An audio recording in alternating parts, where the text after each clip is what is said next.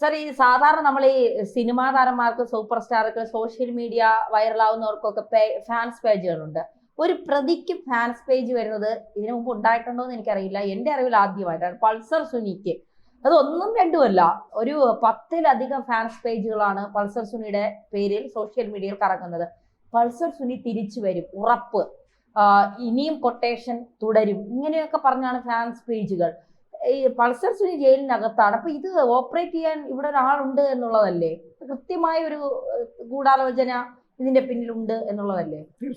തീർച്ചയായിട്ടും ഗൂഢാലോചനയുണ്ടല്ലോ. ഈ ദിലീപിന്റെ കേസിനകത്ത് ആദ്യം തൊട്ടേ ഗൂഢാലോചന, ഇപ്പോഴും ഗൂഢാലോചന നടന്നുകൊണ്ടിരിക്കുന്ന ഒരു അവസ്ഥയുണ്ട്. പൾസർ സുനിക്ക് ഫാൻസ് പേജ് ഉണ്ടാകണമെങ്കിൽ അത് ദിലീപിന് എതിരെ നിൽക്കുന്ന ആളുകളുടെ ഗൂഢാലോചന തന്നെയാവാനാണ് സാധ്യത. അങ്ങനെയാണ് ഇപ്പം ഈ രഹസ്യാന്വേഷണ വിഭാഗമൊക്കെ കണ്ടെത്തിയിരിക്കുന്നത്.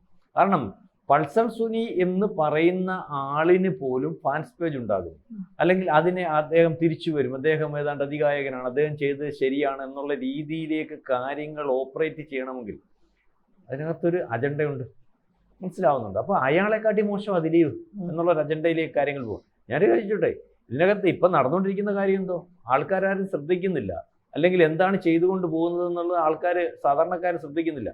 കാരണം ഒരു വലിയ പ്രമാദമായിട്ടുള്ള ഒരു കേസ്, ഈ കേസിനകത്ത് കോടതി എഴുകീരി പരിശോധിച്ചിട്ട് കോടതി എന്താണ് സംഭവിച്ചത്, എന്തുകൊണ്ടാണ് ദിലീപ്, അല്ലെങ്കിൽ എന്തുകൊണ്ടാണ് ദിലീപിനെ ശിക്ഷിക്കാൻ പറ്റാഞ്ഞത്, 7ഓളം കാരണങ്ങൾ വ്യക്തത വരുത്തി പറഞ്ഞിട്ടുണ്ട്. ദിലീപിനെ എടുത്തതിരെ ഇവർ ഗൂഢാലോചനയെന്ന് പറഞ്ഞ് കൊടുത്തിരുന്നത്, അത് ഹോട്ടൽ മുറിയിലായാലും പൈസ കൊടുത്തതിൻ്റെ കാരണത്തിലായാലും, അല്ലെങ്കിൽ കാറിനകത്ത് വെച്ച ഗൂഢാലോചനയുടെ കാര്യത്തിലായാലും, പല സിനിമാ സെറ്റുകളിൽ നടന്ന ഗൂഢാലോചനയുടെ കാര്യത്തിലായാലും ഇതെല്ലാം പോലീസ് കൊടുത്തു.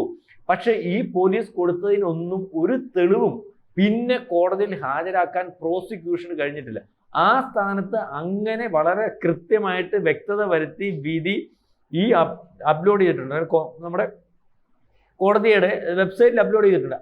ഏതൊരു മനുഷ്യനും എടുത്തു വെച്ച് വായിച്ച് ബോധ്യപ്പെടാവുന്ന കാര്യത്തിനാണ് ഈ രാജ്യത്തുടനീളം മുക്കിന് ആളിനെ സംഘടിപ്പിച്ച് കോടതി വിധി അംഗീകരിക്കുന്നില്ല, കോടതി വിധി അല്ലെങ്കിൽ കുഴപ്പമാണ്.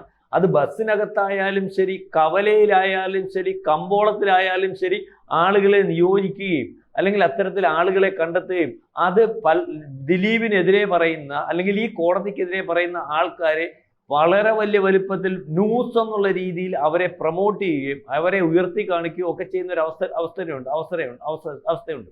ഇപ്പൊ കഴിഞ്ഞ ദിവസം നമ്മൾ നിയമവിദഗ്ധരുമായിട്ട് സംസാരിച്ചപ്പോൾ കോടതി ഇതിനകത്ത് ഇടപെട്ടിരിക്കുന്നു, കോടതി താക്കീത് കൊടുത്തിരിക്കുന്നു. ഇത്തരത്തിൽ നിയമവ്യവസ്ഥയെ അനാവശ്യമായിട്ട് ആൾക്കാരുടെ തെറ്റിദ്ധരിപ്പിച്ച് അതിൽ അംഗീകരിക്കത്തില്ലെന്നുള്ള രീതിയിലേക്കുള്ള പ്രചരണം അംഗീകരിക്കാൻ പറ്റത്തില്ല, കോടതി അലക്ഷ്യമാണെന്ന് പറഞ്ഞണക്കുകയും വീണ്ടും പല രീതിയിലും ഡയറക്റ്റ് ആയിട്ടും ഇൻഡയറക്റ്റ് ആയിട്ടും അതായത് അവരിപ്പോൾ പറയുന്നത്, ഒരുപക്ഷെ മഞ്ജു വാര്യർ പറഞ്ഞത്, ഒരുപക്ഷെ ഈ പറയുന്ന രായപ്പൻ പറയുന്നത്, അല്ലെങ്കിൽ മറ്റു പലരും പറയുന്നത്, അല്ലെങ്കിൽ നല്ല വക്കീലന്മാരെന്നുള്ള വ്യാജന, നല്ല വക്കീലന്മാർ ഉദ്ദേശിച്ചത് അതിജീവിതയുടെ വക്കീലായിട്ട് വെളിയിൽ നടന്ന് കരയുന്നവരുടെ കാര്യവും അല്ലെങ്കിൽ വർത്താനം പറയാൻ പറ്റാത്ത സജ്ജ എന്ന് പറഞ്ഞ വക്കീലിന്റെ കാര്യമൊന്നുമല്ല. വേറെ ചില വക്കീലന്മാരുടെ കാര്യത്തിൽ അവരും കോടതി അലക്ഷ്യം വരാത്ത രീതിയിൽ വളരെ ബുദ്ധിപരമായിട്ട് ഞങ്ങൾ അതിജീവിതയ്ക്കൊപ്പം എല്ലാവരും അല്ലേ. ഇതിനകത്ത് വേടന്റെ അതിജീവിതയും ഈ അതിജീവിതയും തുലനം ചെയ്യുമ്പോൾ വേടൻ ചെയ്തത് ശരിയാണെന്ന് പോലും പറയുന്നതിന് വേണ്ടി ഭാഗ്യലക്ഷ്മി തയ്യാറാവുന്നു. ഭാഗ്യലക്ഷ്മി അതിനുവേണ്ടി അയാളുടെ കൂടിയിരിക്കുന്നു. അതേ മാനദണ്ഡത്തിലാണെന്നല്ലോ പത്തനംതിട്ടക്കാർ വണ്ടിക്കാരെടുത്ത് കഴിഞ്ഞ ദിവസം ചോദിച്ചു, വേടന്റെ ബലാത്സംഗം കുഴപ്പമില്ലെന്ന്. വേടന് ബലാത്സംഗം ചെയ്യാൻ അനുവാദം കൊടുത്തിരിക്കുന്നു ഭാഗ്യലക്ഷ്മി, അല്ലെങ്കിൽ അതേ രീതിയിലുള്ള വർത്തമാനം ഇതിന്റെ ഭാഗമായിട്ട് നിൽക്കുന്നവർ അത്തരത്തിൽ സംസാരിക്കുന്നു. അപ്പോൾ പൾസർ സുനിക്ക് ഈ കൊട്ടേഷൻ കൊടുത്തത്, പൾസർ സുനി ചെയ്തത്, അല്ലെങ്കിൽ ഇത്തരത്തിൽ കാര്യങ്ങൾ വന്നത്, പൾസർ സുനിയുടെ ഈ പറയുന്ന പ്രവൃത്തി പോലീസ് കണ്ടെത്തി അത് ഫോൾഡറിനകത്താക്കി പല സ്ത്രീകളുടെയും കാര്യങ്ങൾ ഉണ്ടായിട്ട് ശ്രീലക്ഷ്മി എന്ന് പറയുന്ന പൾസർ സുനിയുടെ സ്ഥിരം അല്ലെങ്കിൽ കക്ഷിയായിട്ടിരിക്കുന്ന സ്ത്രീ അവരെ വിളിച്ചു പറയുന്നു, ഞാൻ ഇന്നൊരു കൊട്ടേഷൻ അല്ലെങ്കിൽ ഒരു കാര്യം ചെയ്യാൻ പോകുകയാണ്, ആ കാര്യം ചെയ്യാൻ പോകുന്നതിന് വേണ്ടി പ്രാർത്ഥിക്കണം. ഈ പറയുന്നവരുടെ ഉൾപ്പെടെ കാണുമല്ലോ ഈ ഫോൾഡറിനകത്ത് ഫോട്ടോ. ആ പ്രാർത്ഥിക്കണമെന്ന് പറഞ്ഞ സ്ത്രീയെ വിളിച്ചിട്ട് സംസാരിച്ചാൽ മാത്രം മതിയാകുമായിരുന്നു പോലീസിന് ഇതിന്റെ കൃത്യമായ വിവരം കിട്ടുന്നതിന് വേണ്ടി. അവരോട് സംസാരിച്ചോ, അവരോട് തെരഞ്ഞോ, അവരോട് കാര്യങ്ങൾ ആരാഞ്ഞോ എന്ന് ചോദിച്ചു എന്താണ് അവരെ വ്യക്തത വരുത്തി ഈ കേസിനകത്ത് കൊണ്ടുവരാഞ്ഞതെന്ന് ചോദിച്ചപ്പോൾ പോലീസ് പറഞ്ഞ ന്യായം എന്താണെന്ന് പറയാം, അവരുടെ സ്വകാര്യത വെളിയിൽ വരുമെന്ന്. അപ്പൊ അവർക്ക് പോലും ഈ പറയുന്ന പരിഗണനയുണ്ട്. ഇതുപോലെ ഒരാൾ പറഞ്ഞു, അല്ലെങ്കിൽ കണ്ടെത്തി, അല്ലെങ്കിൽ ഇങ്ങനെ ഊഹിച്ചു ഒരു ഗൂഢാലോചന, അതിനകത്ത് പൾസർ സുനി പറഞ്ഞു ഒരു മാഡം ഉണ്ടായിരുന്നു, അല്ലെങ്കിൽ ഈ മാഡം ഇത്തരത്തിൽ കാര്യങ്ങൾ പറഞ്ഞതിനകത്തൊന്നും ദിലീപിനെ എങ്ങനെ ഉയർത്തിക്കൊണ്ടുവന്നു?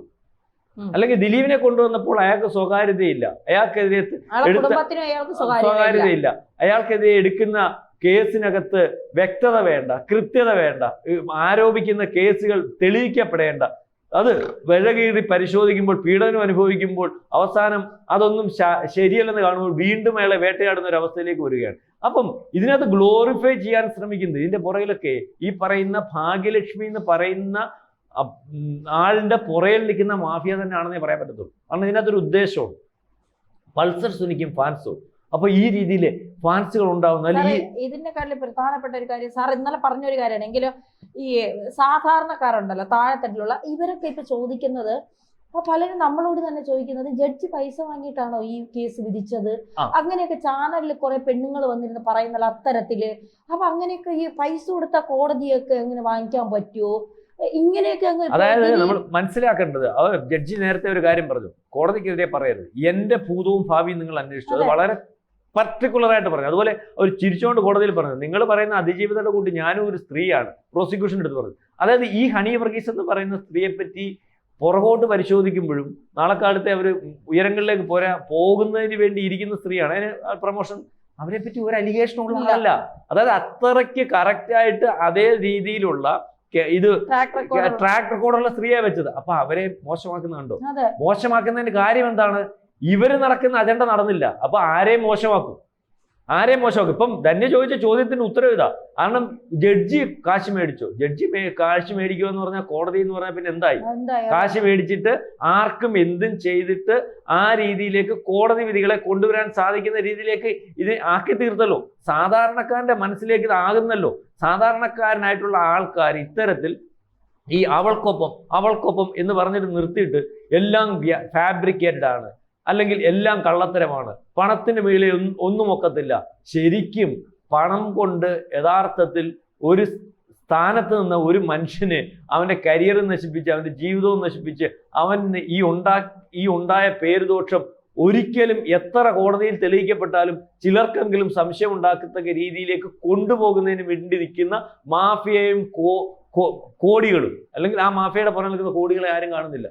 സത്യത്തെ മറച്ചു പിടിക്കുന്നതിന് വേണ്ടിയാണല്ലോ ഇത്. അല്ലെങ്കിൽ അവരുടെ അജണ്ട, ദിലീപ് എന്ന് പറയുന്ന ഒരു അജണ്ട അല്ല. ഒരു ഫിലിം ഇൻഡസ്ട്രി മര്യാദയ്ക്ക് പോകുന്നു, അല്ലെങ്കിൽ നേരായിട്ട് പോകുന്നു, അതിനെ വളച്ചൊടിക്കുന്നതിനും താല്പര്യങ്ങൾക്കനുസരിച്ചും, അല്ലെങ്കിൽ രാജ്യവിരുദ്ധ ശക്തികളുടെ താല്പര്യത്തിനനുസരിച്ചും, ഇസ്ലാമിസ്റ്റുകളുടെ താല്പര്യത്തിനനുസരിച്ചും, മട്ടാഞ്ചേരി മാഫിയുടെ താല്പര്യത്തിനനുസരിച്ചും കൊണ്ടുപോകുന്നതിന് വേണ്ടിയല്ലേ ഈ ദിലീപിനെ ഇതിനകത്ത് നിന്ന് ഇല്ലായ്മ ചെയ്യാൻ ശ്രമിച്ചത്. അല്ലെങ്കിൽ ഒരവസരം വന്നപ്പോൾ ദിലീപിനെ ഈ കേസിനകത്ത് ഉൾപ്പെടുത്തി. അതാണല്ലോ നമുക്ക് മനസ്സിലാവുന്നത്. അതിനുശേഷം അയാൾ 8 കൊല്ലം മിണ്ടാതിരുന്ന് ആ കേസിനകത്ത് ഞാൻ കുറ്റക്കാരനല്ല, എനിക്കെതിരെയാണ് ഗൂഢാലോചന നടന്നതെന്ന് തെളിയിക്കാൻ കോടതി മൂലം സാധിക്കുകയും വീണ്ടും കോടതി കണ്ടെത്തിയ സത്യസന്ധമായ കാര്യങ്ങൾ ഈ രാജ്യത്ത് കോടതിയും തെറ്റാണ്, പോലീസും തെറ്റാണ്, സംവിധാനങ്ങളും തെറ്റാണെന്നുള്ള രീതിയിൽ പ്രചരണം നടത്തുന്നതിന് പൈസ മുടക്കുന്നത് അല്ല. ആ പൈസയുടെ കാര്യം ആരും ശ്രദ്ധിക്കാൻ പോകുന്ന ഒരു അവസ്ഥയിലേക്ക്, അതായത് ഭാഗ്യലക്ഷ്മിയെ പോലെയുള്ളവർ. ഇപ്പൊ തന്നെ പൾസർ സുനിയുടെ ഫാൻസ് എന്ന് പറയുമ്പോൾ അതിന്റെ അർത്ഥം എന്തുവാ? പൾസർ സുനി ചെയ്തത് എന്തുവാ? ദിലീപിന് വേണ്ടി ബലാത്സംഗം ചെയ്തു, പാവം പിടിച്ച ഒരു സ്ത്രീയെ, ഒരു അതിജീവി അല്ലെങ്കിൽ അത്തരത്തിലുള്ള അയാൾക്ക് ഫാൻസ് ഉണ്ടാവുന്നു. അപ്പം ഈ രീതിയിലുള്ള കാര്യങ്ങൾ